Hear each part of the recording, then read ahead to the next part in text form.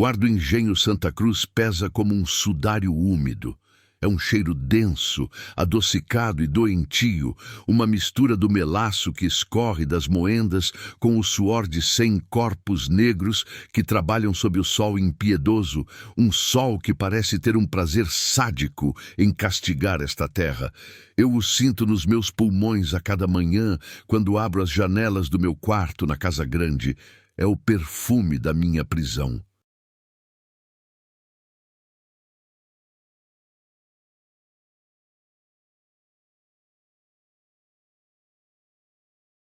Meu nome é Isabel e tenho 22 anos, embora a alma que habita meu corpo se sinta com a idade das velhas árvores retorcidas que cercam a propriedade. Meu carcereiro tem nome e sobrenome: Coronel Teodoro de Albuquerque, meu marido. Um homem de 50 anos, com um corpo que já começa a se render à gravidade e à cachaça, mas cujos olhos ainda guardam a crueldade afiada de uma lâmina de facão. Nossas noites são um ritual de humilhação silenciosa.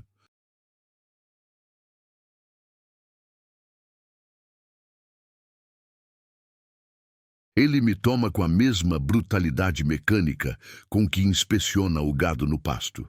Não há carinho, não há desejo, apenas a afirmação de posse.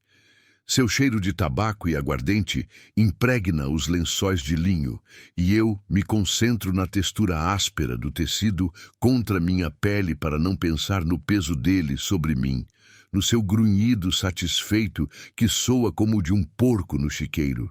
Eu fecho os olhos e viajo para longe.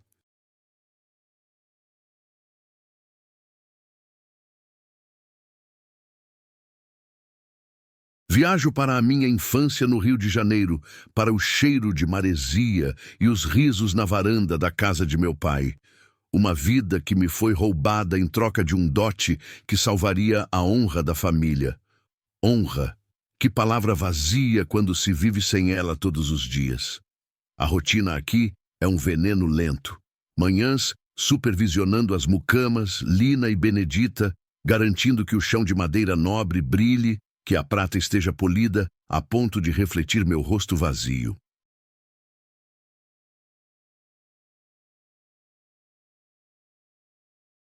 Tardes de bordado inútil, perfurando o linho com uma agulha, criando flores e pássaros que nunca terão vida, assim como eu. O som da agulha é o tic-tac do relógio da minha insignificância. O coronel passa os dias no campo ou em seu escritório, lidando com os feitores, com os livros de contabilidade que registram a produção de açúcar e a compra e venda de almas. Almas que ele possui, assim como possui a minha.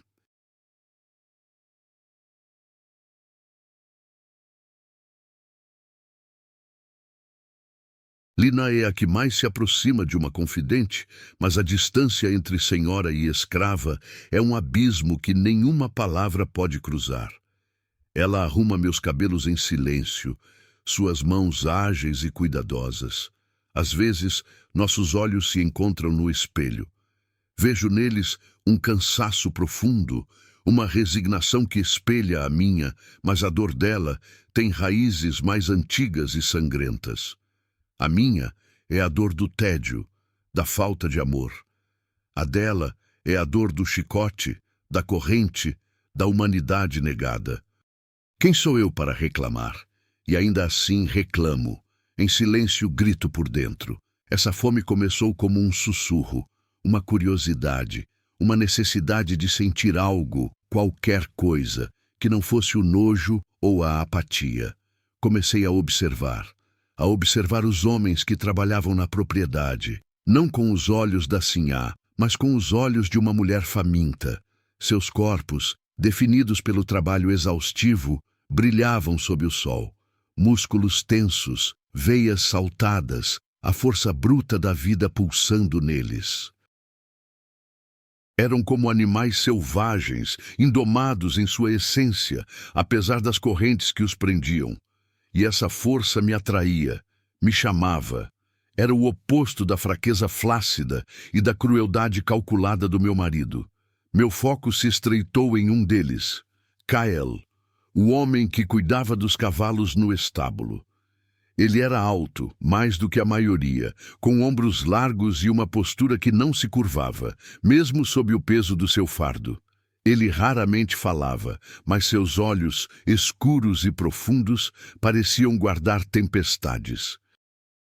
Eu o via da janela da biblioteca, o modo como ele acalmava um cavalo assustado com um simples toque, a maneira como seus músculos se moviam em uma sinfonia de poder contido enquanto erguia um fardo de feno.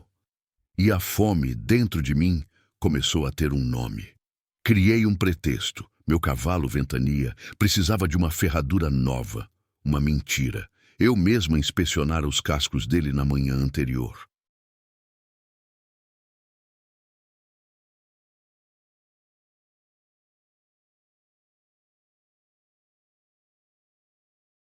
Mas era a desculpa perfeita para descer até os estábulos, para entrar naquele mundo de cheiro de couro, feno e suor masculino. Um mundo que me era proibido. O ar dentro do estábulo era denso e quente. Partículas de poeira dançavam nos feixes de luz que entravam pelas frestas da madeira. Kaelo estava de costas para mim, escovando a crina de um alazão. O som da escova contra o pelo era rítmico, hipnótico.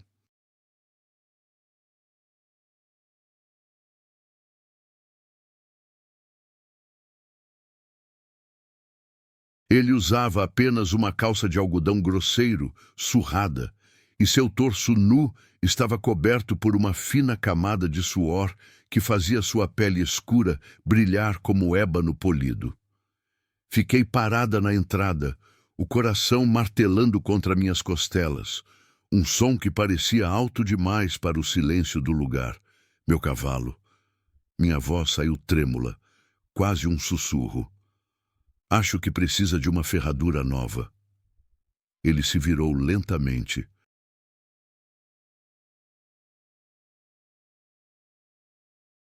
Seus olhos me avaliaram, não com a subserviência esperada, mas com uma intensidade que me fez prender a respiração.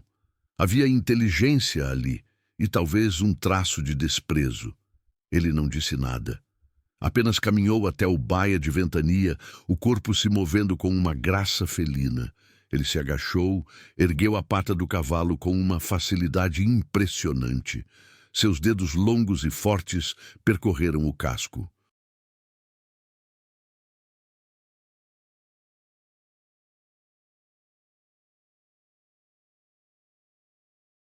A ferradura está boa, sinhá, ele disse, a voz grave e rouca, como o rolar de pedras no fundo de um rio. Ele não me olhou ao falar, mantendo sua atenção no animal. Fui pega na minha própria mentira. O sangue subiu ao meu rosto, um calor que não vinha do sol. Eu... eu devo ter me enganado. Ele se levantou, finalmente virando o rosto para mim. Estávamos a poucos passos de distância.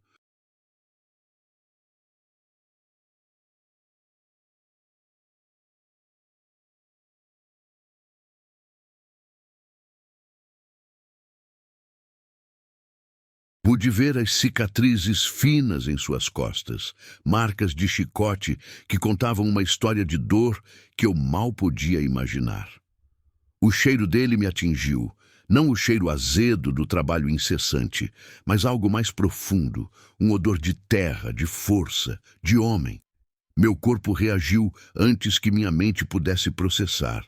Uma onda de calor percorreu meu ventre, uma umidade repentina entre minhas pernas.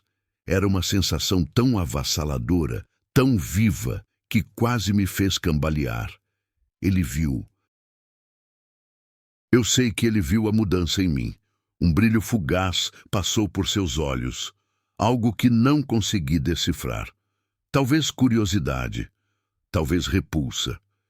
Ele apenas assentiu uma vez, um gesto curto e seco, e voltou para o seu trabalho, me dispensando com seu silêncio. Voltei para a casa grande com as pernas bambas. Aquele encontro, tão breve e sem consequências aparentes, acendeu um fogo dentro de mim.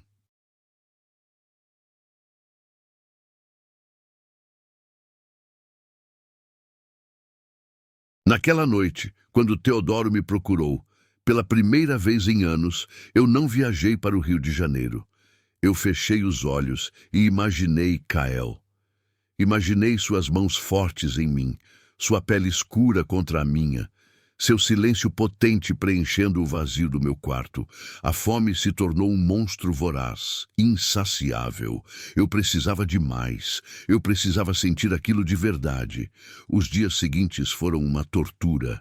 Cada vislumbre dele à distância era um tormento.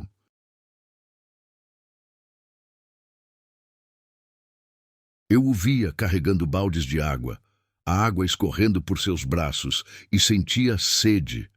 Eu o ouvia falando baixo com os cavalos e desejava que aquela voz grave sussurrasse em meu ouvido. A casa grande se tornou menor, mais sufocante. As paredes pareciam se fechar sobre mim. O bordado, a supervisão, os jantares silenciosos com o coronel. Tudo se tornou um teatro do absurdo.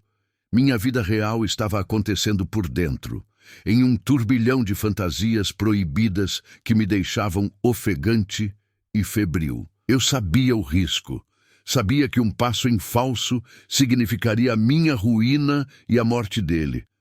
O pelourinho no centro do pátio era um lembrete constante do poder do coronel e do preço da desobediência. Eu via os homens e mulheres amarrados ali, suas costas rasgadas pelo chicote do feitor, o senhor Matoso, um homem pequeno e sádico com olhos de rato. O som do couro estalando no ar e os gritos de agonia eram a trilha sonora desta propriedade. E ainda assim, o medo não era mais forte que o desejo. O medo, na verdade, parecia apenas temperar a fome, torná-la mais aguda, mais desesperada. Decidi que precisava de um novo pretexto, um que me permitisse mais tempo, mais proximidade.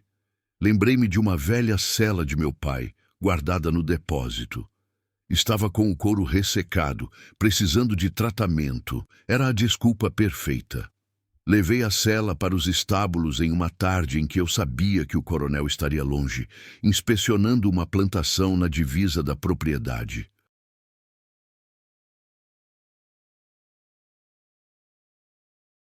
O senhor Matoso estava ocupado com uma punição perto da senzala. Eu estava, pela primeira vez, relativamente livre.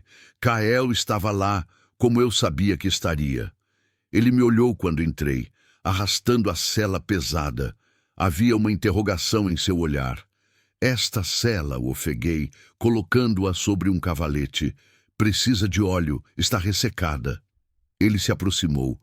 O silêncio dele era uma presença física no ar. Ele passou os dedos sobre o couro rachado.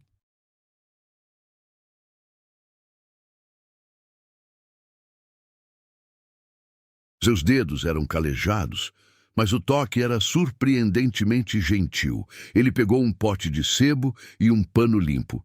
Sem dizer uma palavra, começou o trabalho. Eu fiquei ali, observando.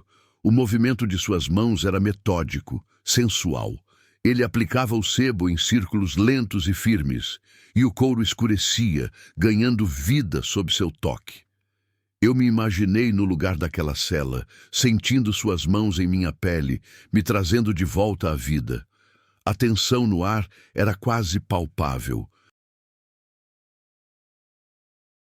O único som era o do pano esfregando o couro e a respiração calma dos cavalos nos estábulos. "Por que, sinhá?" Ele perguntou de repente, a voz baixa, sem parar o que fazia.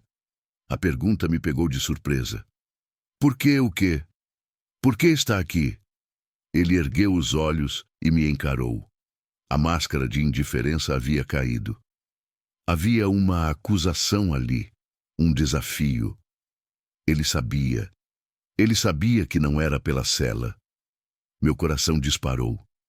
As palavras ensaiadas, as mentiras, morreram na minha garganta. Tudo o que restou foi a verdade crua e aterrorizante. Eu comecei, mas a voz falhou. Respirei fundo. "Eu não aguento mais." Um músculo se contraiu em sua mandíbula. Ele parou de trabalhar. O silêncio que se seguiu foi pesado. carregado de tudo o que não podia ser dito, de perigo, de desejo, de um abismo social e racial que nos separava. Ele largou o pano, deu um passo em minha direção, depois outro. Parou tão perto que eu podia sentir o calor que emanava de seu corpo. Eu tive que inclinar a cabeça para trás para encará-lo. Ele era uma montanha de homem, e eu me senti pequena, frágil. Mas não senti medo. Pela primeira vez em muito tempo, eu não senti medo. Senti uma expectativa eletrizante, uma rendição completa ao momento. Ele ergueu a mão devagar, como se testasse o ar. Eu não me movi. Seus dedos tocaram meu rosto, a ponta do polegar traçando a linha da minha mandíbula. Sua pele era áspera, o toque era como fogo. Fechei os olhos, saboreando a sensação. Era a primeira vez em anos que um homem me tocava com algo que parecia ternura, mesmo que fosse uma ternura carregada de perigo. A senhora sabe o que acontece com um negro que toca na sinhá? Ele sussurrou, a voz um trovão contido. Abri os olhos. Eu não sou sua sinhá, respondi, a voz firme, surpreendendo a mim mesma. Não aqui, não agora. Um fantasma de sorriso tocou seus lábios. Ele se inclinou e sua boca encontrou a minha. Não foi um beijo gentil. Foi um beijo de fome, de raiva, de desespero. Um beijo que reivindicava, que punia, que devorava. Sua língua invadiu minha boca e eu o recebi com a mesma urgência. Meus braços envolveram seu pescoço. Meus dedos se enredaram em seu cabelo curto e grosso. O gosto dele era de suor e de algo mais, algo selvagem e unicamente dele. Suas mãos desceram para a minha cintura, me puxando com força contra seu corpo.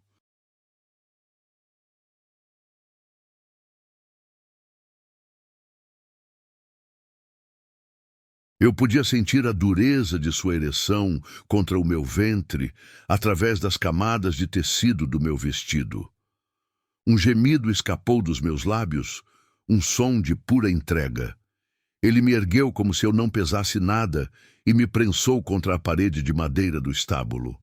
A madeira áspera arranhou minhas costas através do vestido, mas a dor apenas intensificou o prazer. Suas mãos eram ávidas, habilidosas. Ele rasgou o corpete do meu vestido, os botões saltando.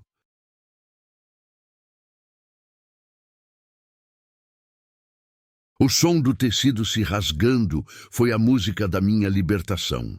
Ele expôs meus seios ao ar quente do estábulo e sua boca os tomou, um de cada vez, chupando com uma força que me fez arquear as costas e gritar seu nome em um sussurro.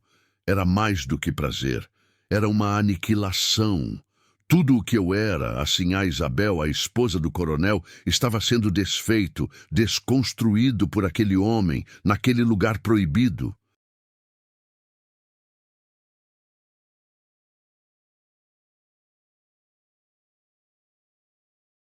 Ele ergueu minhas saias, suas mãos explorando minhas coxas, minha intimidade já encharcada de desejo.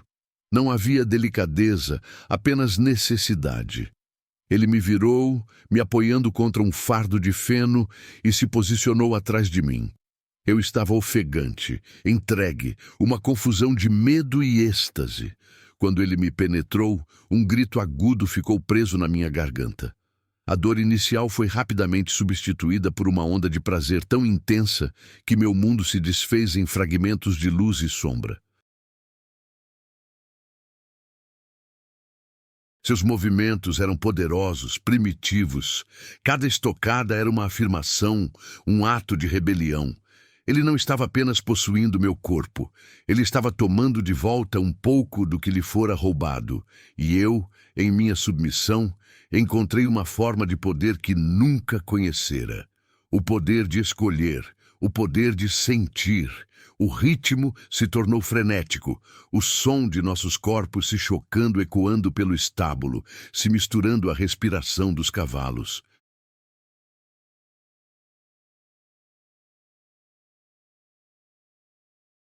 O cheiro de sexo, suor e feno era o perfume mais inebriante que eu já sentira. Quando o clímax veio, foi como uma tempestade quebrando dentro de mim.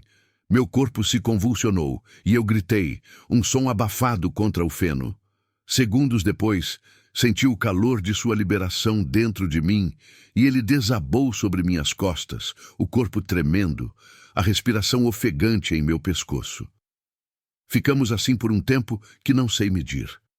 O mundo voltou aos poucos, a luz do sol poente entrando pelas frestas. O zumbido de uma mosca, o medo, gelado e paralisante, começou a se infiltrar. O que nós tínhamos feito? Ele se afastou de mim lentamente. Eu me ajeitei, tentando inutilmente consertar meu vestido rasgado, a humilhação e a vergonha me atingindo como uma onda de água fria. Evitei olhar para ele. O silêncio agora era constrangedor, pesado.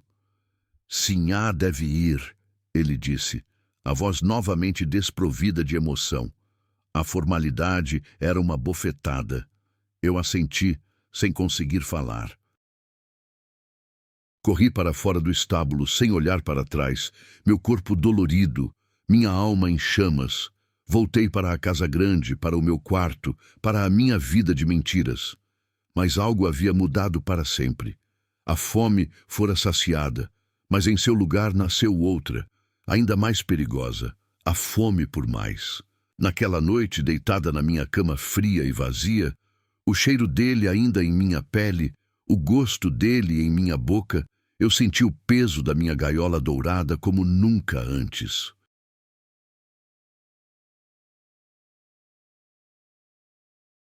Eu tinha provado a liberdade por um instante, e agora a prisão era insuportável.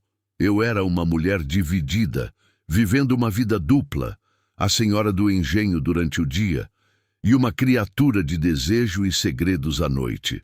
O medo era meu companheiro constante, mas a lembrança daquele prazer cru e proibido era um vício que eu não queria e não podia abandonar.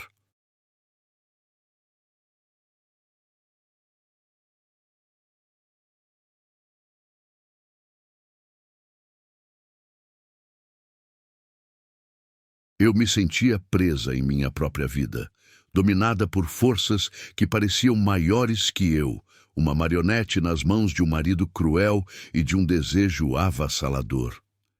Se essa sensação é familiar para você, se você já se sentiu assim, deixe seu like para mostrar que estamos juntos nesta jornada. A minha estava apenas começando, e eu sabia, no fundo da minha alma, que ela terminaria em triunfo ou em tragédia. Não havia meio termo.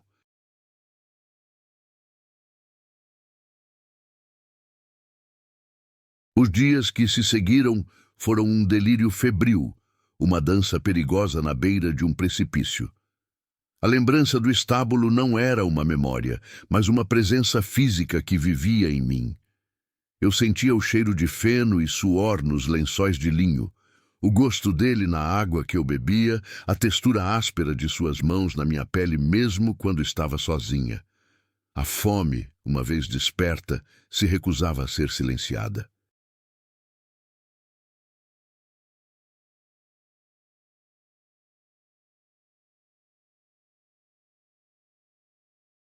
Ela roía minhas entranhas, turvava meu pensamento, transformava cada momento de vigília em uma espera torturante pelo próximo encontro. A rotina da casa grande, antes apenas um veneno lento, agora era uma tortura ativa.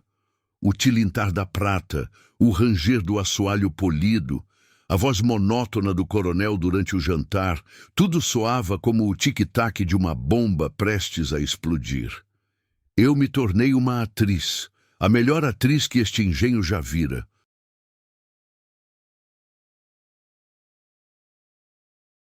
Sorria para Teodoro, inclinava a cabeça com a subserviência esperada, discutia com Lina sobre a quantidade de goma nos colarinhos das camisas dele. Mas por dentro, eu era uma tempestade. Meus olhos buscavam Kaelo a todo instante. Um vislumbre dele cruzando o pátio era o suficiente para me deixar sem ar.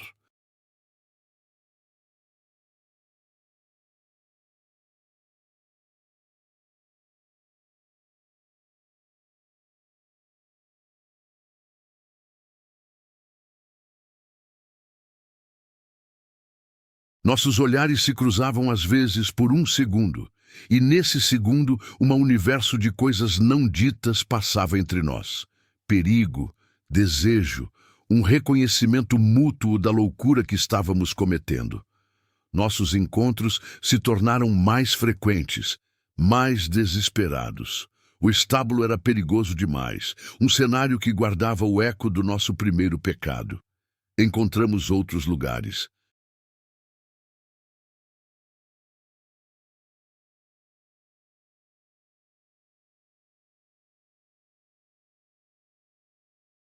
Um antigo galpão de ferramentas, abandonado no limite da plantação, cujo cheiro de ferrugem e terra úmida se misturava ao nosso. As noites de lua nova, na parte mais densa do canavial, onde as folhas altas e cortantes nos escondiam do mundo, arranhando nossa pele enquanto nos amávamos com uma urgência selvagem. Cada encontro era um roubo, um fragmento de vida arrancado das garras da morte certa.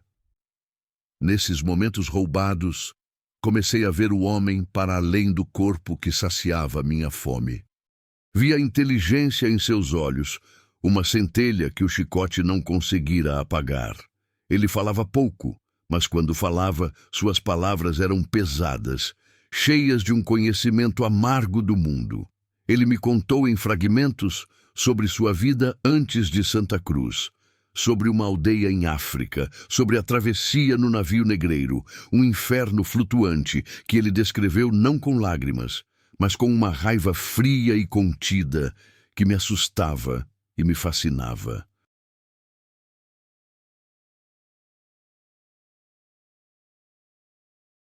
Eu que nunca conhecera nada além do conforto superficial da minha classe, ouvia em silêncio, envergonhada da minha própria ignorância, da minha própria vida vazia.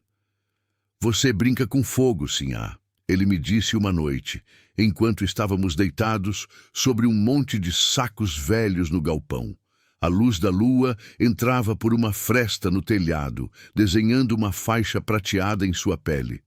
Já lhe disse para não me chamar assim, respondi, traçando com o dedo uma das cicatrizes em suas costas.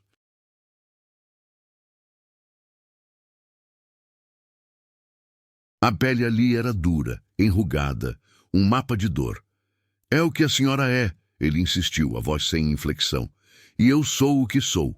Fogo e palha, juntos. Só fazemos cinzas. Suas palavras eram um balde de água fria, mas eu não queria ouvir. O perigo era parte do que me atraía. O medo era o tempero que tornava tudo mais intenso. Eu era uma viciada e ele era a minha droga, mas o vício me tornou descuidada. A fome me tornou cega.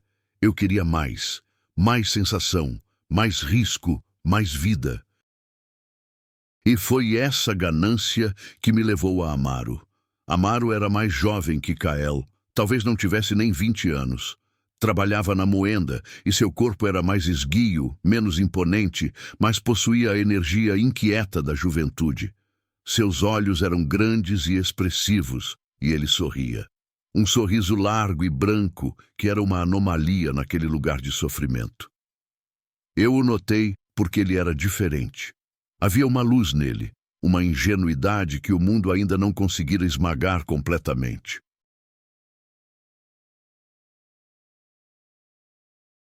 E eu, em minha depravação, quis aquela luz para mim, quis consumi-la.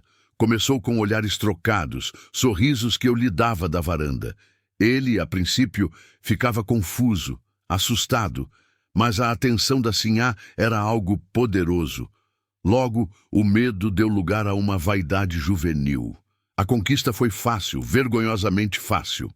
Não havia a complexidade, o perigo silencioso que cercava Kyle. Com Amaro, era tudo mais simples, mais cru. Era a pura satisfação de um impulso.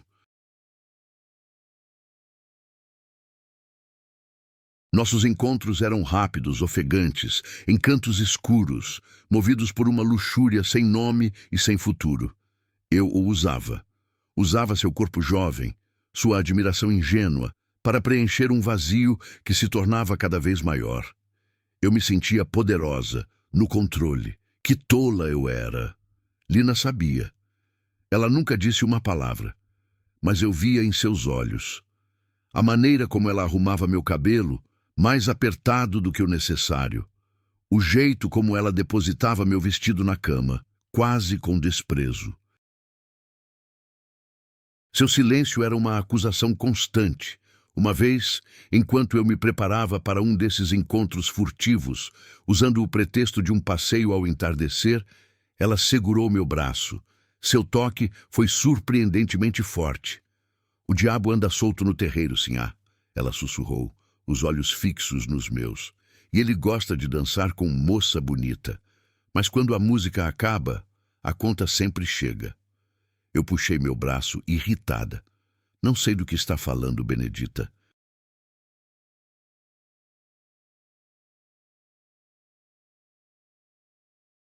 Chamei-a pelo nome errado de propósito, um ato de crueldade mesquinha para feri-la, para reafirmar a distância entre nós.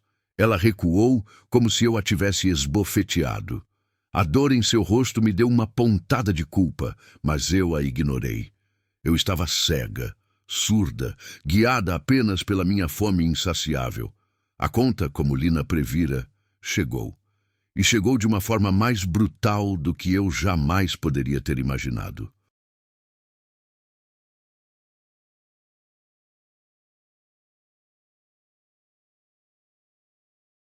Foi numa tarde de mormaço, daquelas em que o ar parece sólido e o suor brota na pele sem nenhum esforço. O coronel estava de um humor particularmente sombrio. Uma negociação de açúcar tinha ido mal, e sua frustração pairava sobre a casa grande como uma nuvem de tempestade. Eu o evitava, mantendo-me em meus aposentos, lendo um livro sem absorver uma única palavra. Foi então que ouvi a comoção no pátio. Gritos. Não os gritos de dor do Pelourinho, mas gritos de raiva, de perseguição. Fui até a janela. Meu coração gelou. Vi Matoso, o feitor, e 2 outros capangas arrastando Amaro pelo pátio. Ele lutava, mas era inútil. Seu rosto estava ensanguentado, sua camisa de algodão rasgada. E então vi Teodoro sair da casa. Ele caminhava com uma calma terrível, um chicote de couro cru na mão. Ele não gritava, ele não precisava. Sua presença era suficiente para impor um silêncio mortal sobre a cena.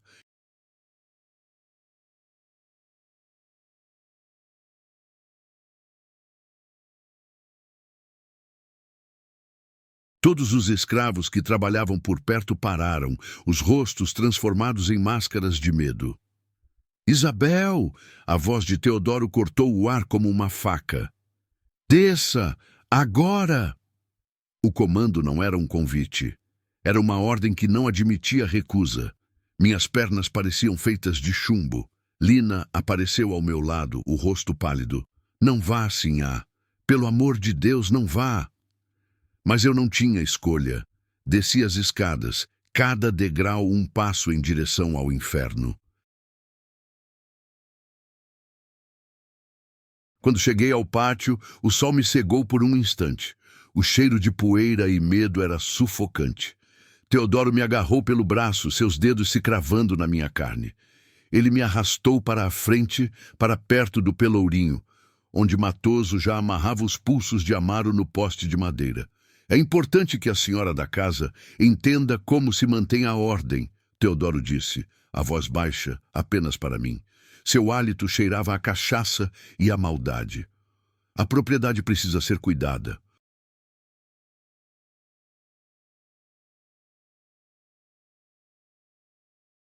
Qualquer erva daninha deve ser arrancada pela raiz. Amaro me viu. Seus olhos encontraram os meus. Havia pânico neles, confusão e uma súplica desesperada. Ele não entendia o que estava acontecendo. Eu entendia. Oh, Deus, eu entendia perfeitamente. Matoso havia nos visto, ou havia visto o suficiente para plantar a semente da suspeita na mente doentia de Teodoro. Este espetáculo não era para Amaro, era para mim. Teodoro fez um sinal com a cabeça. Matoso ergueu o chicote. O mundo pareceu prender a respiração. O estalo do couro cortando o ar foi o som mais obsceno que eu já ouvi. Foi seguido por um grito agudo de pura agonia que rasgou a tarde e se alojou para sempre na minha memória. A primeira chicotada abriu um talho vermelho nas costas de Amaro. O sangue brotou, escuro contra sua pele. E então veio a segunda e a terceira. O ritmo era metódico, cruel. A cada golpe, o corpo de Amaro se contorcia.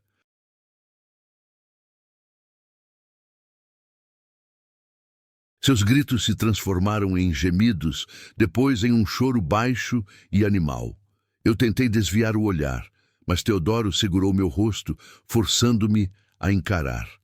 Olhe! Ele sibilou em meu ouvido. Olhe bem para o preço da desobediência. Olhe para o que acontece quando a carne fraca cede à tentação. O cheiro de sangue fresco se misturou ao ar doce do melaço. O som do chicote se tornou a batida do meu próprio coração aterrorizado.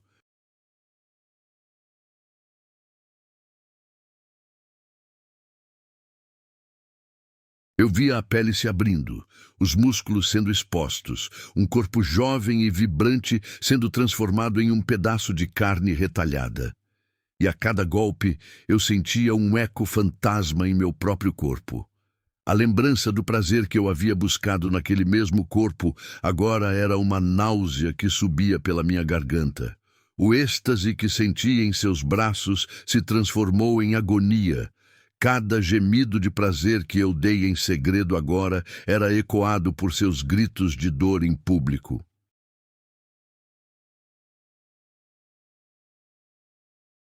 Eu não sei quantas chicotadas foram, 10, 20, 50, perdi a conta. O pátio estava em silêncio, exceto pelo som doentio da punição e pelos soluços de Amaro, que agora mal tinha forças para gritar. Seu corpo pendia inerte, uma massa de sangue e sofrimento. Os outros escravos assistiam, os rostos impassíveis, mas eu podia sentir a onda de ódio e desespero que emanava deles. Na multidão, vi Kyle. Ele estava parado, imóvel como uma estátua. Seus olhos não estavam em Amaro, estavam em mim. E neles eu não vi desejo, não vi raiva. Vi algo pior, pena e desprezo. Naquele momento, eu me senti mais nua, mais exposta do que em qualquer um dos nossos encontros. Ele via exatamente o que eu era, a causa daquele horror. Quando finalmente acabou, Matoso desamarrou Amaro.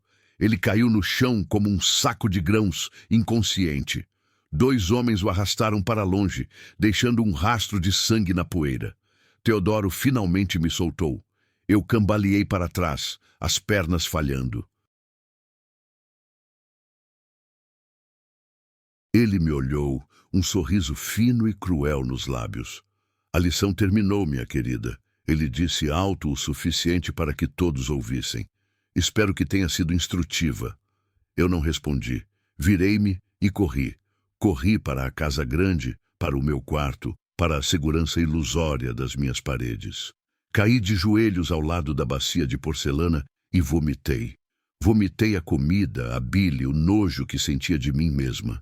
Eu tremia incontrolavelmente, o som do chicote ainda ecoando em meus ouvidos. Fui até o espelho. A mulher que me encarou de volta era uma estranha. O rosto pálido, os olhos arregalados de horror, a boca manchada de vômito. O prazer que eu busquei, a vida que eu desejei sentir, tudo tinha levado a isso. Eu não era uma vítima presa em uma gaiola dourada. Eu era parte da engrenagem daquela máquina de moer gente.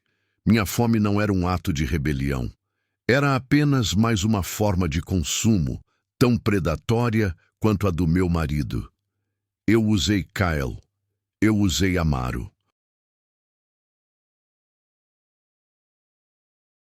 Usei seus corpos, suas vidas, como se fossem minha propriedade, para aliviar meu tédio, para satisfazer meus caprichos. E o preço foi pago com o sangue deles. O horror daquela visão me quebrou, despedaçou a Isabel que eu era. E no vazio que ficou, algo novo começou a nascer. Não foi um processo instantâneo, foram dias de pesadelos, de choro silencioso, de uma culpa que me corroía como ácido.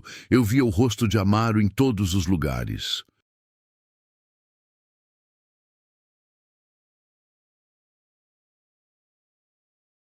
Ouvi seus gritos no vento que assobiava pelas frestas da janela. A fome de pele tinha morrido, fora assassinada no pátio, junto com a inocência de Amaro. A simples ideia de um toque me causava repulsa. Meu corpo, antes uma fonte de prazer secreto, agora era uma cena de crime.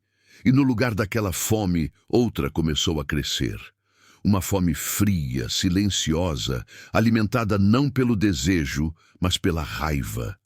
Uma raiva contra Teodoro, contra Matoso, contra o sistema que lhes dava o direito de fazer aquilo. E, acima de tudo, uma raiva contra mim mesma, por minha cumplicidade, por minha fraqueza.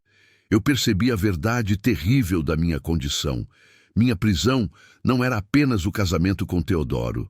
Minha prisão era a minha própria pele branca, a minha posição de sinhá, que me permitia brincar com a vida dos outros sem consequências diretas para mim. A liberdade que eu buscava nos braços deles era uma ilusão, uma fantasia egoísta. A verdadeira liberdade não era sentir prazer.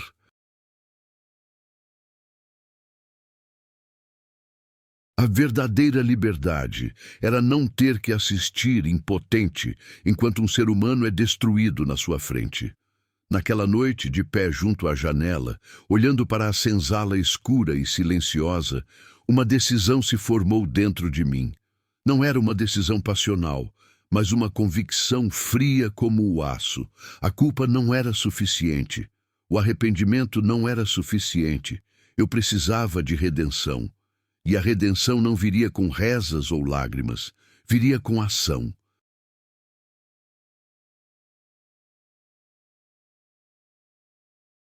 Eu não podia mais ser a sinhá que buscava prazer nos corpos dos escravos. Eu tinha que me tornar outra coisa. Eu tinha que usar a minha posição, o meu acesso à Casa Grande, os segredos que eu ouvia, não para minha satisfação, mas para a libertação deles. Se eu fui a causa, mesmo que indireta, de tanto sofrimento, eu seria também o instrumento da sua ruína. A ruína de Teodoro, a ruína de Santa Cruz, a ruína de tudo o que aquele lugar representava. A fome não morrera. Ela apenas mudara de nome. Antes se chamava desejo, agora se chamava justiça e liberdade. Eu não sabia como, não sabia quando, mas eu iria queimar aquele engenho até as cinzas. E daquelas cinzas, talvez, só talvez, eu pudesse encontrar um caminho para a minha própria salvação. Meu primeiro passo seria procurar Kael, não como amante, mas como cúmplice. A culpa era uma criatura viva, alojada no meu peito, com garras frias que se cravavam nos meus pulmões a cada respiração. Por 3 dias, não saí do meu quarto. Lina me trazia bandejas com comida que eu mal tocava. O cheiro do caldo de galinha me revirava o estômago. Me lembrava o cheiro metálico de sangue que impregnara o pátio. Eu fechava os olhos e via o corpo de Amaro se contorcendo. Ouvia o estalo do chicote. Sentia o olhar de desprezo de Kael queimando minha pele. O sono não era um refúgio, mas um portal para pesadelos onde eu era a que empunhava o chicote. E Teodoro sorria ao meu lado, aprovando.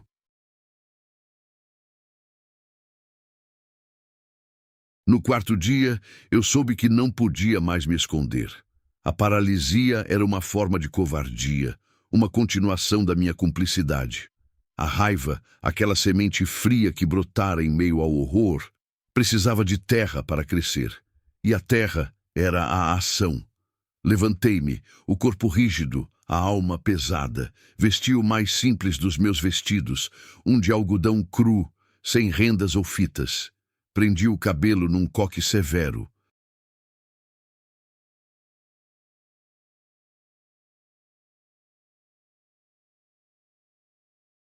A mulher no espelho era uma desconhecida, o rosto afiado pela falta de comida, os olhos fundos, mas com uma nova luz dentro deles.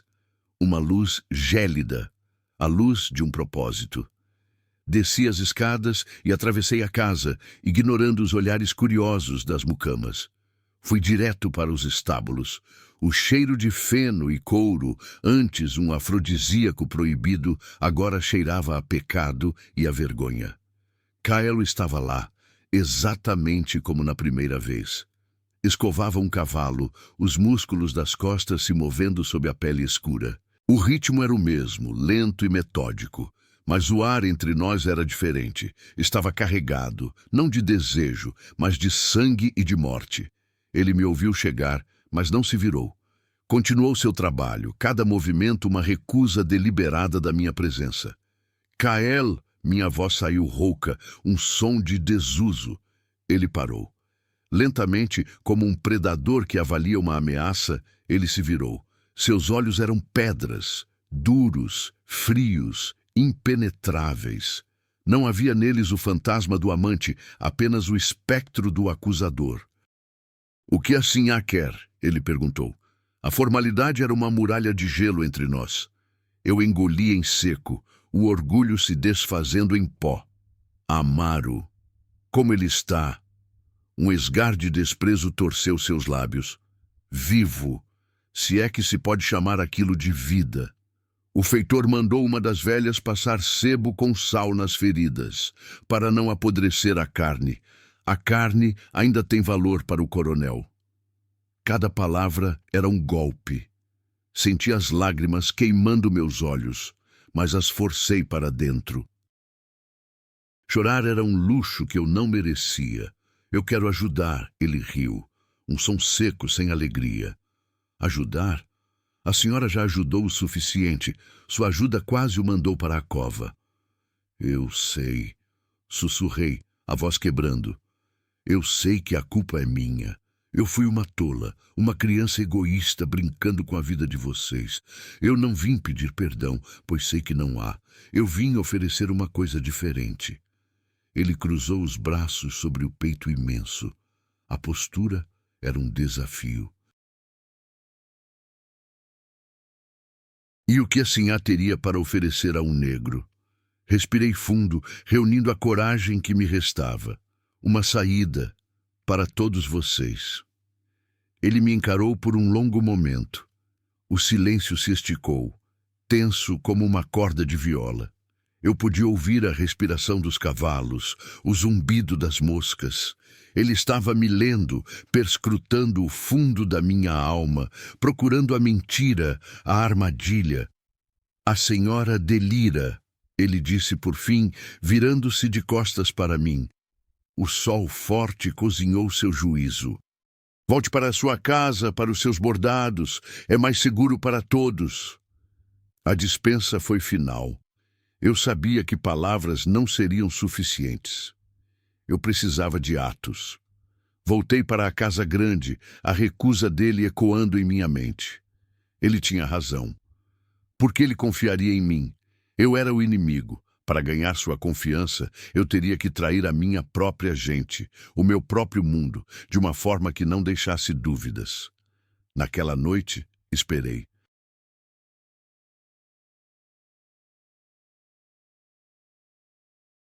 Esperei até que o ronco pesado de Teodoro enchesse o quarto, um som gutural que parecia o de um animal satisfeito após a matança. Deslizei para fora da cama, os pés descalços no assoalho frio. A casa estava mergulhada na escuridão e no silêncio. Mas para mim, ela estava viva com os fantasmas dos meus pecados. Cada tábua que rangia sob meus pés era um grito de acusação. Fui até o escritório de Teodoro.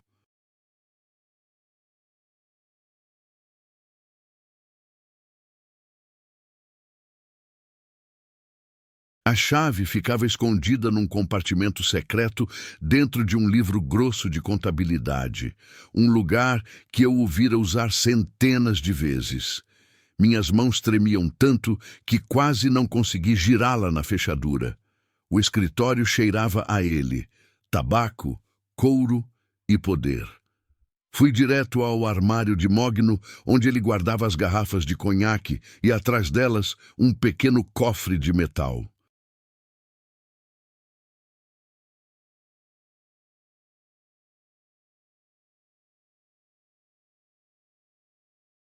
Dentro daquele cofre, eu sabia, ele guardava não apenas dinheiro, mas os livros de registro, os contratos de venda, as certidões de propriedade de cada alma que vivia e morria em Santa Cruz.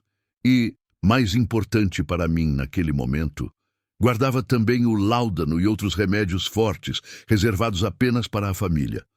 A chave do cofre era outra história. Ele a carregava consigo, num cordão de couro no pescoço, mas eu sabia de outra coisa.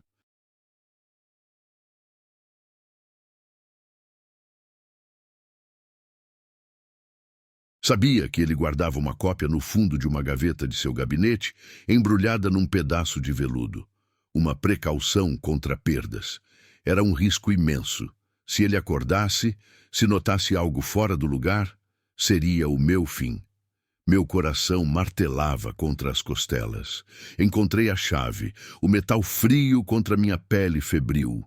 Abri o cofre. O cheiro de papel velho e de ervas medicinais me atingiu. Peguei um frasco escuro de láudano e algumas bandagens de linho limpo. Peguei também outra coisa. Um pequeno saco de moedas de ouro. Não para mim, para eles, para o caminho que teriam que percorrer. Mas o mais difícil ainda estava por vir. Eu não podia simplesmente levar os itens para a senzala. Minha presença ali à noite seria uma sentença de morte para qualquer um que me visse. Eu precisava de um intermediário. E só havia uma pessoa em quem eu podia, talvez, começar a confiar. Lina. Voltei para o meu quarto e escondi os itens no fundo do meu baú de roupas.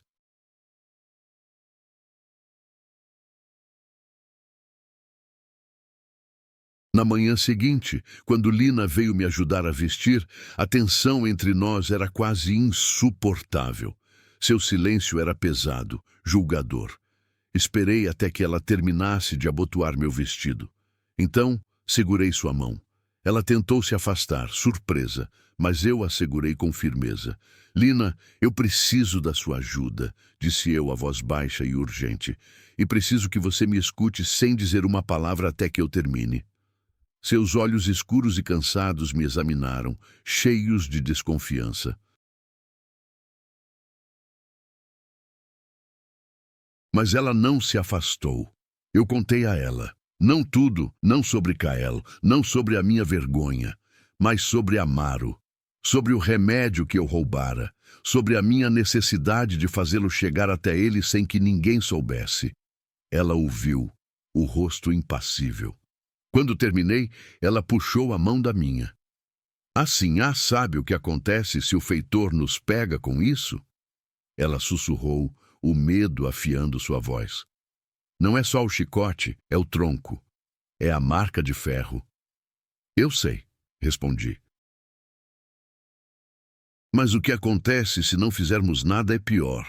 É deixar um menino morrer de dor por minha causa. Lina, eu não posso carregar mais este peso. Por favor. Ela olhou para o chão, o conflito estampado em seu rosto. Vi a luta entre o instinto de autopreservação e a compaixão que aquele lugar tentava matar em todos eles. Finalmente, ela ergueu o queixo e assentiu, uma única vez. Um gesto mínimo que selou nosso pacto.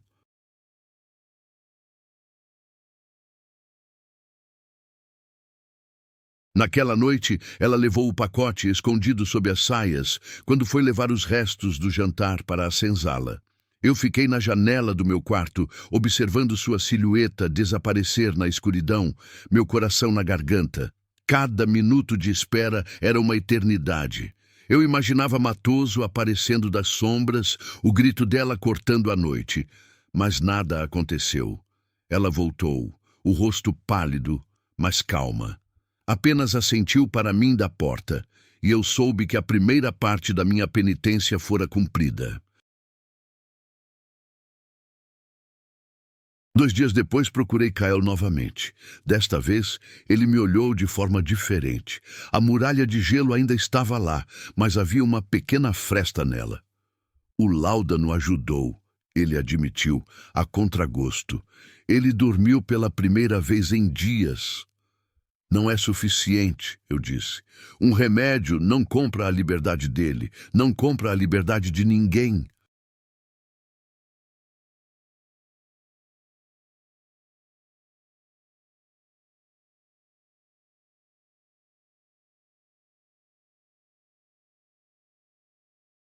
E o que a Sinhá propõe? Que abramos as portas da senzala e saiamos marchando pelo portão da frente? O sarcasmo ainda estava lá, mas a força dele havia diminuído. Não. Proponho algo mais inteligente. Eu conheço Teodoro. Conheço suas rotinas, seus negócios, suas fraquezas. Eu sei quando os capatazes bebem mais, sei quando ele recebe os compradores de açúcar e a vigilância diminui. Eu sei onde ele guarda as armas, o dinheiro.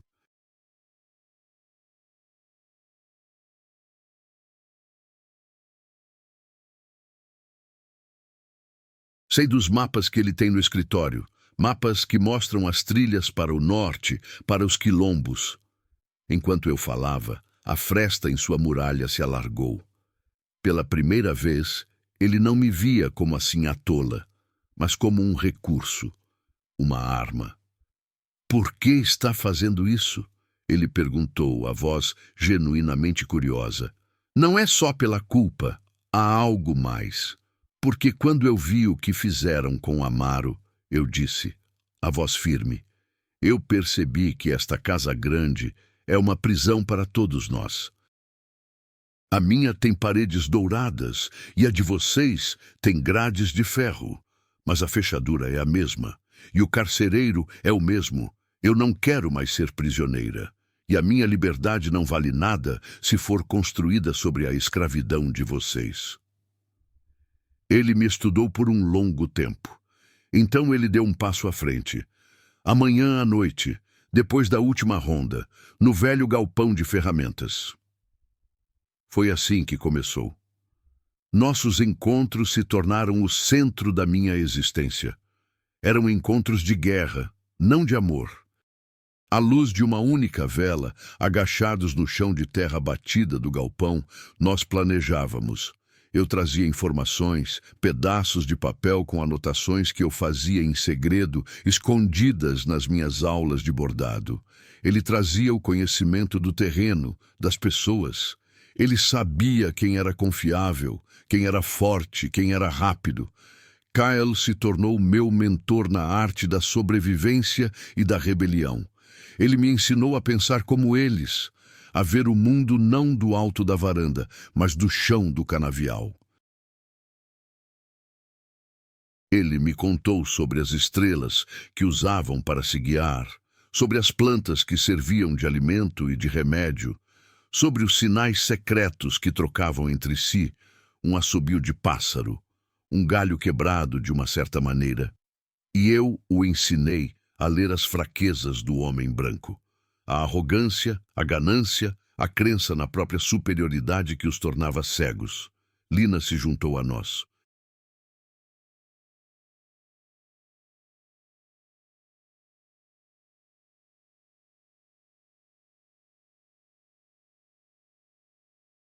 A princípio, ela era os nossos olhos e ouvidos, trazendo notícias da senzala, das cozinhas, dos sussurros entre as mucamas. Mas logo ela se tornou uma estrategista por direito próprio. Era ela quem organizava as mulheres, que as instruía a guardar porções minúsculas de farinha e feijão, a costurar pequenos sacos de pano para carregar os mantimentos. Ela tinha uma força silenciosa que equilibrava a minha impetuosidade e a cautela sombria de Kyle.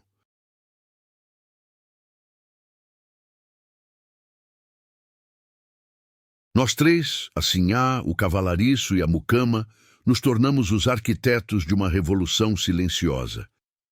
Nosso plano era simples na concepção e terrivelmente complexo na execução. Uma fuga em massa. Não uma luta, mas um desaparecimento. Aconteceria na noite da festa de São João, em algumas semanas. A fogueira, a música, a cachaça farta para os feitores, tudo seria a nossa cobertura. Tivemos uma pequena vitória.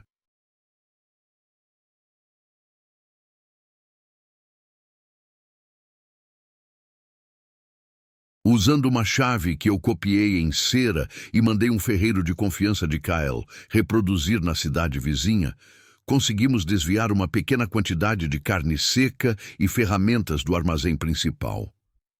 O sucesso nos embriagou. Por um momento, nos sentimos invencíveis. A esperança, uma planta rara e frágil, começou a florescer em nossos corações. Foi um erro. A arrogância precede a queda. Matoso, com seus olhos de rato, notou. Ele não notou o desvio em si. Era pequeno demais. Mas ele sentiu uma mudança no ar. Uma corrente subterrânea de esperança que ele, como um animal treinado para farejar o medo, não podia tolerar. Ele aumentou a vigilância. Suas rondas se tornaram erráticas, imprevisíveis. O clima de terror se intensificou. E então veio a noite escura da minha alma, o ponto mais baixo, o momento em que quase tudo se perdeu. Matoso fez uma inspeção surpresa na senzala, no meio da noite. Ele não procurava nada específico. Ele procurava um pretexto e o encontrou. Um menino de não mais de 10 anos, chamado Dito, tinha escondido um pedaço da nossa carne seca, roubada debaixo de seu catre de palha. Um presente para a mãe doente. Não houve um açoitamento público. O que aconteceu foi pior. Matoso simplesmente levou o menino. Ninguém disse nada. Ninguém sabia para onde ele fora levado. O silêncio que se seguiu foi mais aterrorizante do que qualquer grito. Naquela noite, no jantar, Teodoro estava estranhamente amável.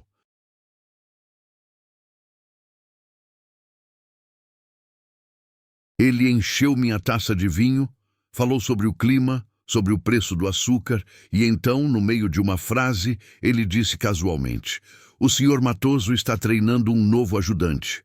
Um garoto esperto, o Dito. Está aprendendo a importância da honestidade e da lealdade.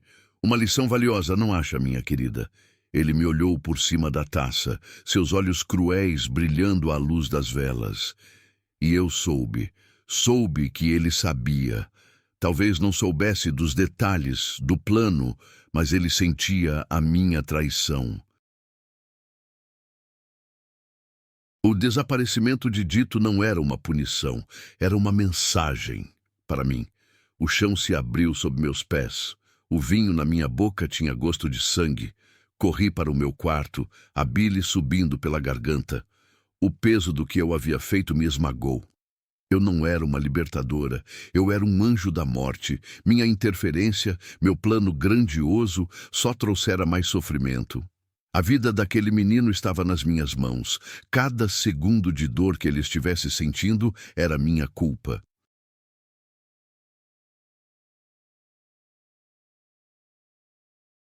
Naquela mesma noite, corri para o galpão.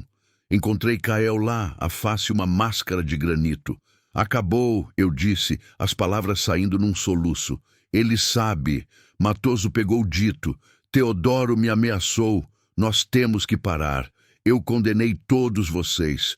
Eu sou uma praga, uma maldição para este lugar." Eu estava histérica, desmoronando sob o peso da minha culpa.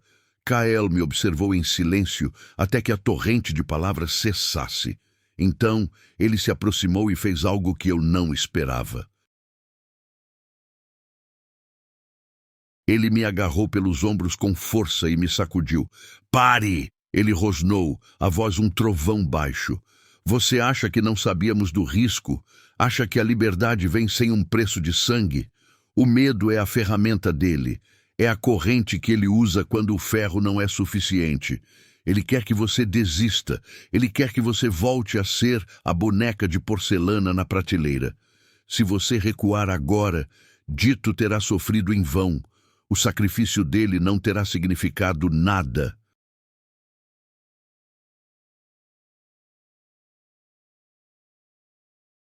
Suas palavras eram duras, impiedosas, mas eram a verdade. Eram o antídoto para o meu veneno de autopiedade. Ele me forçou a olhar para além da minha própria culpa e a ver o quadro maior. A luta não era sobre a minha redenção, era sobre a vida deles. Nós não vamos parar, ele continuou, a voz mais baixa agora, mas com uma intensidade que fazia o ar vibrar. Nós vamos acelerar, nós vamos fazer isso funcionar, por Amaro, por Dito e por todos os outros cujos nomes foram esquecidos. Você começou isso, Sinhá. Agora você vai nos ajudar a terminar. Ele não me soltou. Seus olhos negros me prenderam, me desafiando. E naquele momento, algo dentro de mim se solidificou. A culpa não desapareceu, mas se transformou. Deixou de ser um peso que me afundava e se tornou o combustível para o fogo. Um fogo que não era mais de raiva, mas de uma determinação fria e inabalável. Eu assenti, incapaz de falar.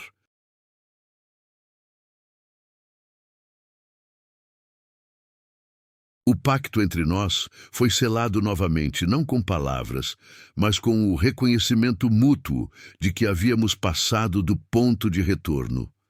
Não havia mais caminho de volta para a casa grande, para a vida de antes. O único caminho era para a frente, através da escuridão, em direção a uma liberdade incerta. A noite de São João estava a uma semana de distância. 7 dias para finalizar os preparativos. 7 dias para viver com o fantasma de Dito nos assombrando. 7 dias para nos tornarmos deuses ou demônios, para libertar um povo ou levá-lo ao matadouro. O medo ainda estava lá, um nó gelado no meu estômago, mas agora ele caminhava lado a lado com a resolução.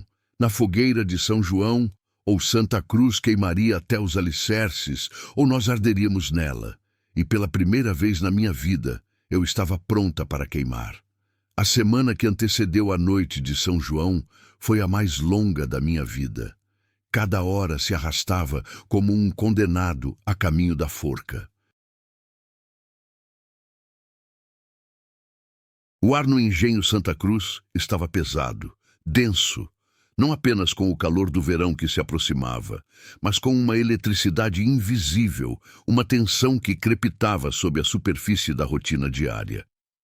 O medo era um gosto constante na minha boca, metálico e amargo como sangue velho. Eu via o rosto de Dito em cada sombra, ouvia seus gritos imaginários no assobio do vento.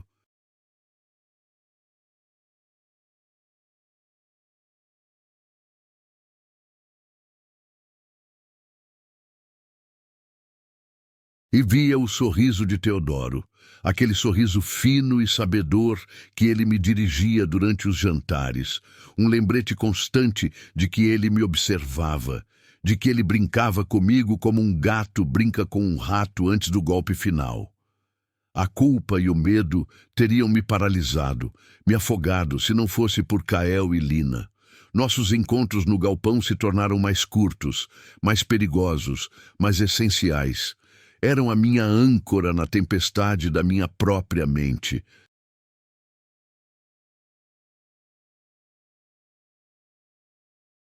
Na última noite, à véspera da festa, nos reunimos pela última vez. A luz da vela lançava nossas sombras gigantescas e dançantes na parede de madeira. Tudo está pronto, Kael disse, a voz um sussurro grave. Os homens sabem para onde correr. O primeiro grupo, com as mulheres e as crianças, seguirá pelo leito do riacho seco. O barulho da água corrente mais abaixo abafará o som dos passos. Eu levarei o segundo grupo, os homens mais fortes, pela trilha do caçador, a que passa pela figueira velha. É mais rápida, mas mais exposta. E a comida? Perguntei, o coração batendo descompassado. Lina cuidou disso. Ele respondeu, olhando para ela com um respeito que transcendia qualquer relação de escravo para escravo. Era o olhar de um soldado para outro. Cada família tem um pequeno saco, o suficiente para 3 dias. Depois disso, a mata terá que nos sustentar. Lina, que até então permanecera em silêncio, deu um passo à frente.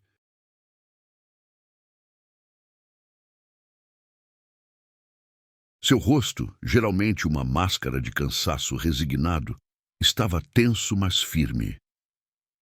As mulheres estão com medo, sinhá, mas o medo de ficar é maior que o medo de ir. A história de Dito correu a senzala como fogo em palha seca. Elas sabem que não há mais volta. E o sinal? Perguntei, precisando ouvir o plano de novo, precisando que a repetição o tornasse real, infalível. A fogueira, disse Kael. No auge da festa, eles sempre queimam um boneco de palha, o Judas. Quando a cabeça do boneco cair no fogo, será o sinal para o primeiro grupo partir. 10 minutos depois, quando a fogueira estiver mais alta e todos estiverem bêbados e distraídos, o segundo grupo vai. Ninguém notará na confusão. Meu papel era o mais delicado. Eu seria a distração.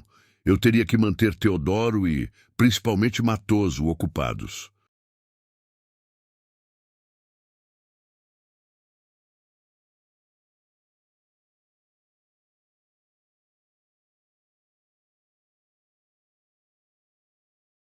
Teria que ser assim a perfeita, a anfitriã graciosa, sorrindo e servindo vinho enquanto, sob o meu nariz, a sua propriedade mais valiosa se preparava para evaporar na escuridão.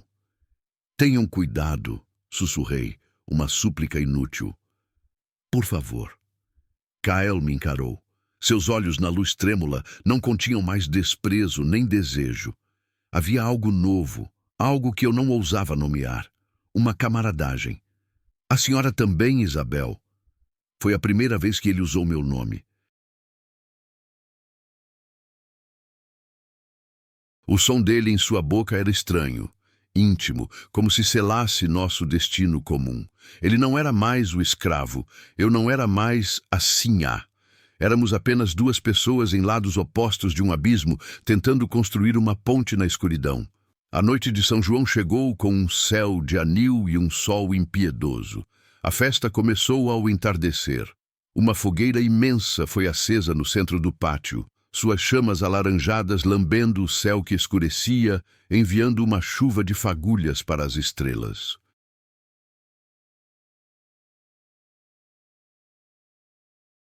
O som da sanfona e da viola enchia o ar. Uma melodia alegre e desesperada. Escravos dançavam no terreiro, seus corpos se movendo num ritmo que era ao mesmo tempo celebração e prece. Mas eu via a tensão em seus ombros, os olhares rápidos e furtivos que trocavam entre si. Era a dança dos condenados, a última ceia. Teodoro estava exultante. Ele amava essas demonstrações de poder, a ilusão de benevolência que a festa proporcionava.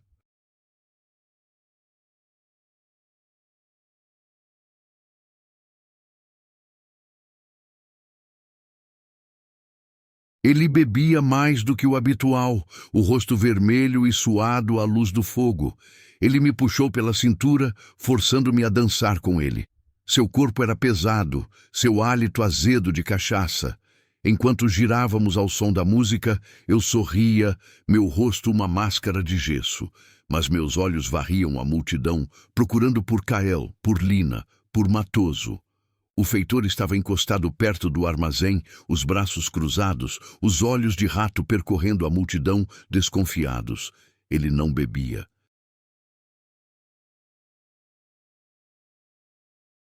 Ele nunca bebia em serviço. Ele era o cão de guarda, sempre alerta, sempre farejando a desobediência. Eu sabia que ele era o nosso maior obstáculo. Usei a única arma que me restava. A minha feminilidade, a mesma que eu tanto desprezara.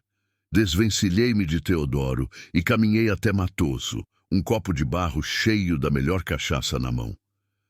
Senhor Matoso, eu disse, a voz doce como melado, o senhor trabalha tanto para manter a ordem nesta propriedade. Permita que sua sinhá lhe sirva um trago esta noite. É uma ordem. Ele me olhou surpreso. Seus olhos percorreram meu corpo e vi neles um brilho de cobiça que me revirou o estômago. Mas ele pegou o copo. Obrigado, sinhá. É uma honra. Eu fiquei ali, conversando com ele, fazendo perguntas estúpidas sobre a colheita, sobre os cavalos, mantendo sua atenção em mim. Cada segundo era uma agonia. Eu podia sentir o tempo escorrendo, o momento do sinal se aproximando. Finalmente, o auge da festa. Os homens ergueram o boneco de palha, o Judas, e o colocaram no topo da fogueira. As chamas o envolveram instantaneamente. Todos gritaram, uma mistura de alegria e fervor pagão. Eu prendi a respiração. O boneco ardeu, seus braços de palha se contorcendo como se estivesse vivo. Então, com um estalo, a cabeça se desprendeu e caiu no coração do fogo. O sinal. Meu coração saltou para a garganta. Olhei para a multidão. Vi Lina, perto da senzala, fazer um gesto discreto. Um pequeno grupo de mulheres, com crianças agarradas às saias, começou a se afastar lentamente, se dissolvendo nas sombras na beira do pátio. Ninguém pareceu notar. A atenção de todos estava na fogueira. Eu precisava de mais tempo para Kael. Voltei para Teodoro, que agora ria alto com um dos capatazes. Enchi seu copo novamente, derramei um pouco de vinho em seu peito de propósito, rindo como se fosse uma brincadeira. Enquanto eu o limpava com um lenço, meus olhos procuraram Kael. Ele estava perto dos estábulos, reunindo os homens. Eles estavam quase prontos, mas Matoso não era tolo. Ele sentiu o fluxo, a mudança na energia da multidão. Seus olhos se estreitaram. Ele olhou na direção da senzala, para a escuridão onde o primeiro grupo desaparecera. Ele largou o copo e começou a caminhar naquela direção. Pânico. Gelo líquido correu por minhas veias. Ele iria descobrir. Ele daria o alarme. Tudo estaria perdido. Eu não pensei. Eu agi. Gritei. Caí de joelhos no chão, agarrando meu tornozelo. Meu pé! Eu torci meu pé! Gritei, a voz cheia de uma dor fingida que vinha do fundo do meu terror real. Funcionou. A atenção de todos se voltou para mim.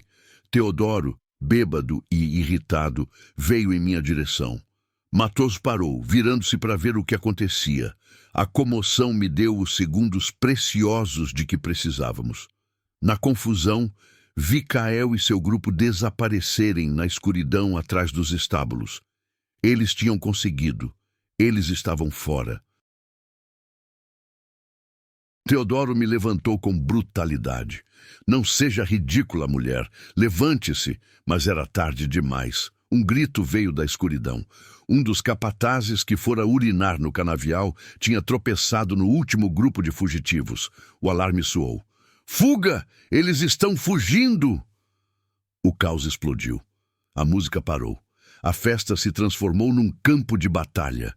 Teodoro me largou, o rosto transformado numa máscara de fúria.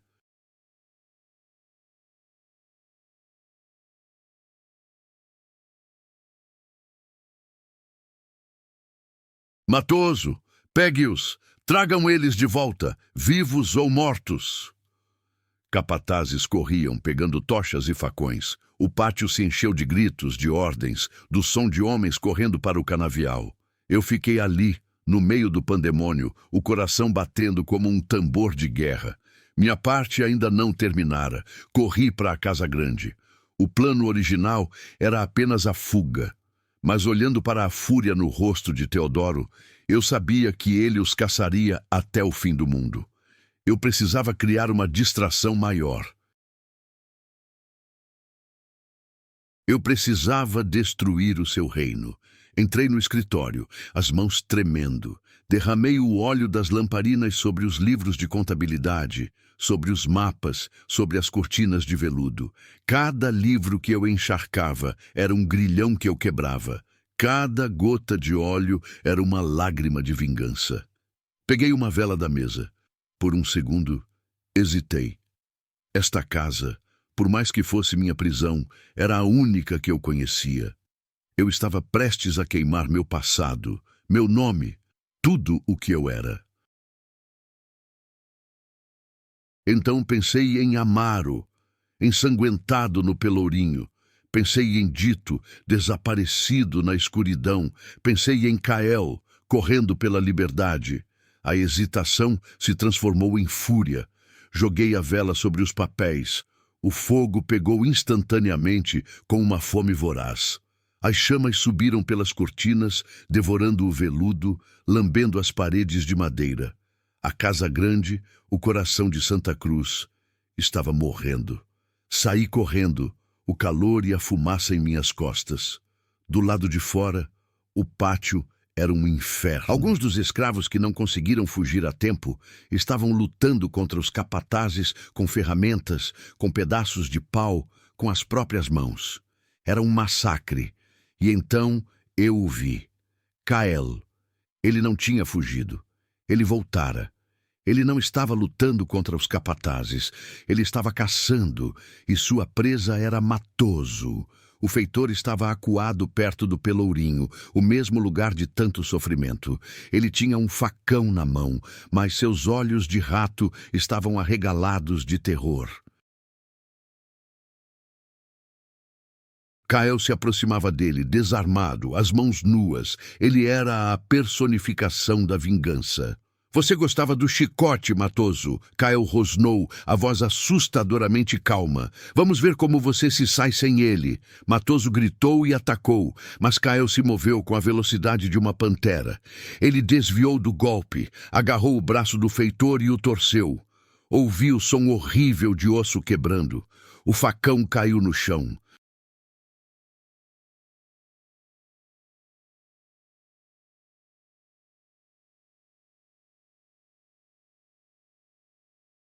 Cael ergueu o homem pequeno do chão como se fosse um boneco de pano e o arremessou contra o pelourinho.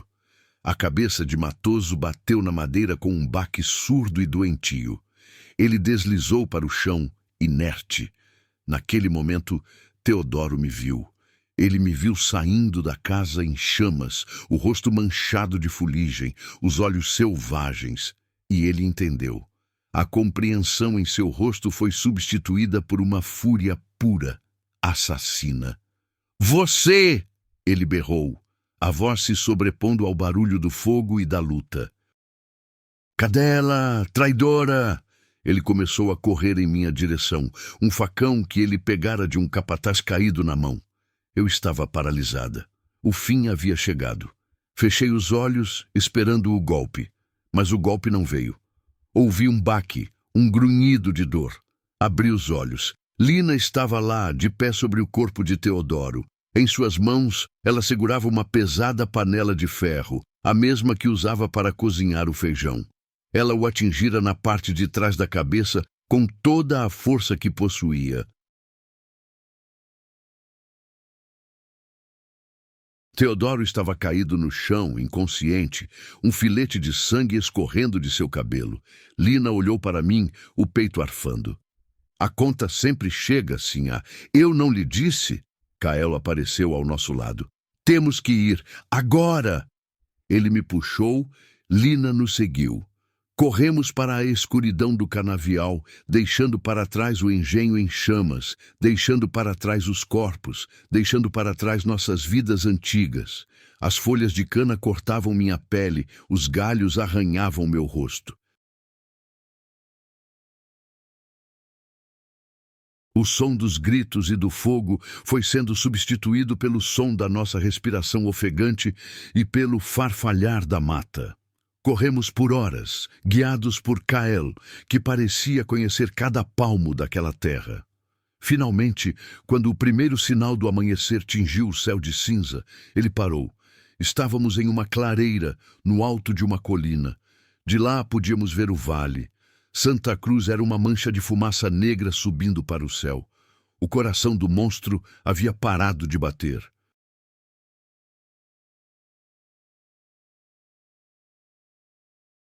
Cerca de 50 pessoas estavam ali.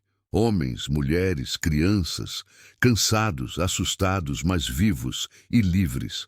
Amaro estava entre eles, apoiado em um amigo, o rosto marcado, mas os olhos brilhando com uma esperança feroz. Vi a mãe de Dito chorando, abraçada a outras mulheres. O sacrifício de seu filho não fora em vão. Eu caí de joelhos, exausta, o corpo e a alma em frangalhos. Kael se agachou ao meu lado. Não havia palavras.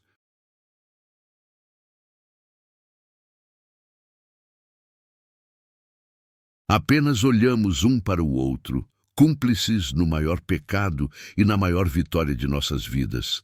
Ele tocou meu rosto, um toque suave, limpando uma mancha de fuligem da minha bochecha. Foi um gesto de cuidado, de reconhecimento. Depois, ele se levantou e se dirigiu ao grupo.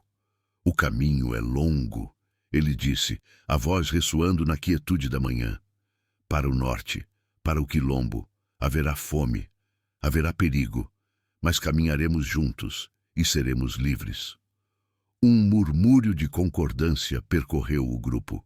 Eles se levantaram, ajeitaram seus filhos, seus pequenos fardos e começaram a caminhar. 1 ano depois. O ar aqui é diferente. Cheira a terra úmida, a folhas em decomposição, a fumaça de lenha, o cheiro da vida. Não há o perfume doentio do melaço. Vivo em uma comunidade escondida nas profundezas da serra, um quilombo chamado Esperança. Não sou mais Isabel. Assim há. Sou apenas Isabel. Minhas mãos são calejadas agora, minhas unhas estão permanentemente sujas de terra. Ajudo a cuidar da roça comunitária, plantando mandioca e milho. Meus vestidos de seda e linho foram trocados por roupas simples de algodão grosseiro. E pela primeira vez na minha vida, eu não me sinto prisioneira. Ao entardecer, sento-me com as crianças e as ensino a ler e a escrever. Uso um pedaço de carvão e uma tábua de madeira. É a única habilidade da minha vida antiga que tem valor aqui.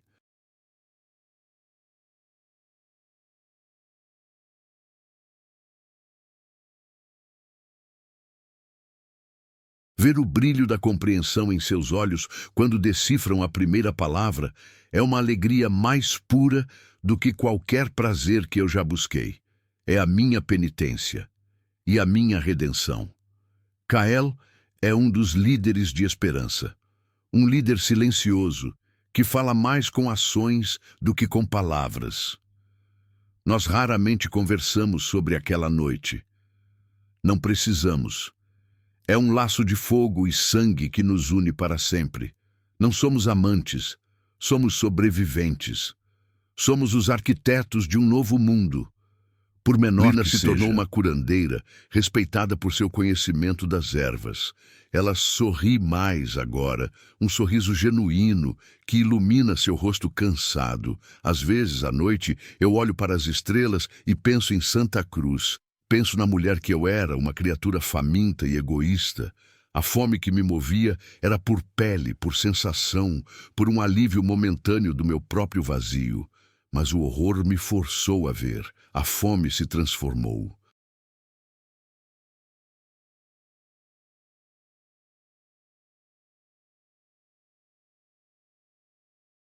Deixou de ser um desejo de tomar e se tornou uma necessidade de dar, de lutar, de libertar. Na busca pela liberdade deles, encontrei a minha. Não a liberdade de fazer o que eu queria, mas a liberdade de ser quem eu precisava ser. Minha jornada prova que a transformação mais profunda nasce da dor mais profunda. prova que mesmo a gaiola mais dourada ainda é uma gaiola, e que a verdadeira liberdade não está em satisfazer nossos desejos, mas em nos alinharmos a um propósito maior que nós mesmos. A mudança, por mais assustadora que pareça, é a única porta para uma vida que valha a pena ser vivida. A minha história é a prova de que é possível reescrever o próprio destino. Inscreva-se para mais histórias de transformação. E comente abaixo: qual é a primeira corrente visível ou invisível que você vai quebrar hoje